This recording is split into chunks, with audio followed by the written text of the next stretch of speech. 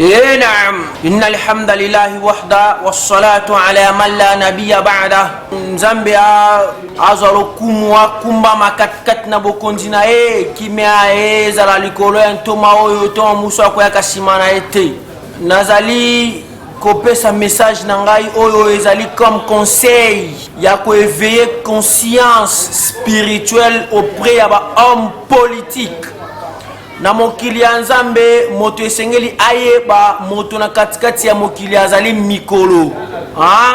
naam neba ulama balobi ya solo ibnu adama mwana ya Adam c'est-à-dire moto na kati ya mokili azali mikolo à chaque fois mokolo ezali koleka chaque jour qui passe parti en nzoto na ye moko nde ezali kosala nini ezali kolongwa jusqu'à tel point mikolo na ye kosila pe moto a se disparaître ba en politique mingi na mboka na biso tozali na problème moko oyo ezali comme mayo ezali biso na katikati ya mutu toyebi ete ya solo en politique azali nde mobomi en politique azali nde nani azali nde moto ya trahison azali traître otobenga khiana esengeli na bino bomeka kosala effort ya koeffacer to kolongola équivoque au congolais azana ngona katikati ya mutu vraiment donc boyeba tango bozali ko gérer ba poste bozali ko sepela na yango lelo alhamdulillah mingi na bandaka conseil na ngai na sommet esika o wapi mokonzi ya mapinga to mokonzi ya engomba République démocratique du Congo o abengami na kombo ya son excellence Félix Antoine Tshilombo Tshisekedi tina moto ya suka na kati ya gouvernement na yo esengeli boye ba eloko moko ete moto na kati ya mokili azainde mikolo c'est-à-dire Nzambe tango akeli moto apesi etango moto zango na kati ya mokili sima akoleka esengeli na bino boye baete koleka na biso tokei kofanda te tokei kopema te tokei na séjour de mort oyo Nzambe akotuna kabiso mayo tolekisaki tango tozalaki na katikati ya mokili parce que lelo mokili esali ba programme bato ya mayele oyo tobengi ba albab bato ya mayele oyo Nzambe azoloba na kati ya buku na ye santu Nzambe alobi botire leçon bino bayo bozali na mayele fantabiru ya ulil albab c'est-à-dire bato ya mayele wana eza bato bafandaka na sénat te eza bato bafandaka na conseil des ministres te eza bato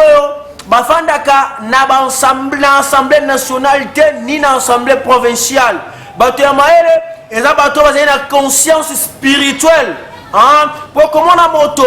azali na bagage intellectuel élevé botali na TV bolobi moto nenga zikolo bazo mériter place mais nous les Congolais tozana posé ba qualité on n'a pas besoin ba intelligence na bino pambate depuis accession RDC na indépendance depuis tozoki indépendance tilelo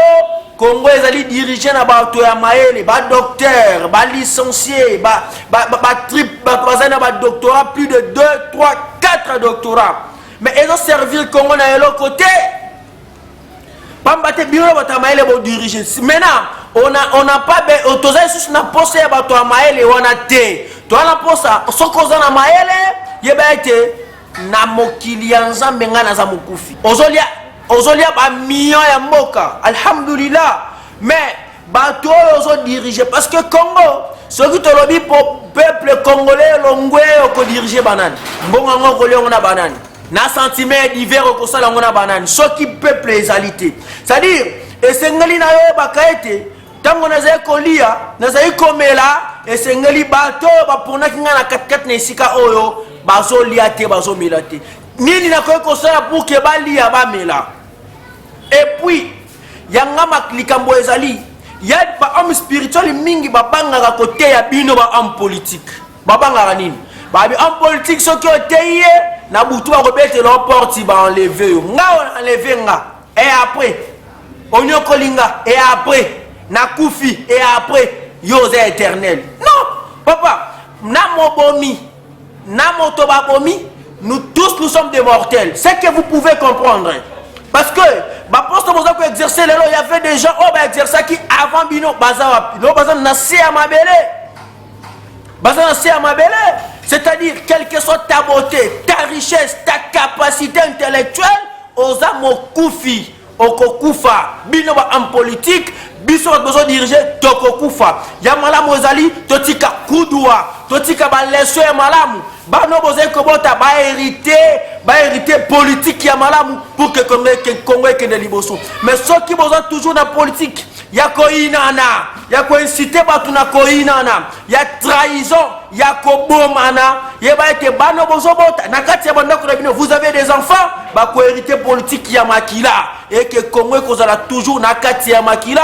rien moko eloko moko te ko changer. Et puis bino batu ngambo ndeba en politique vous serez jugé un jour tabote le makanami sur Nzambe ne Nzambe asira kopesa bino compréhension pe avec conscience spirituelle na bino tobanga Nzambe pe tobangana pe tokana soni pour que biso ne totaki bino esika wana Nzambe asira kopia bino motema ya malamu pe apia bino maele oye komema qualité ya ko diriger mboka ndenge elongo bani Nzambe afuta biso balobi soki tozolo bango na hypocrisie to pona ko gagner quelque chose Nzambe apia biso bonne foi to continuer prédication to pe dawa timokola kulongola biso na katikati ya mokili. Shalom nabino wa assalamu alaikum wa rahmatullahi wa barakatuh.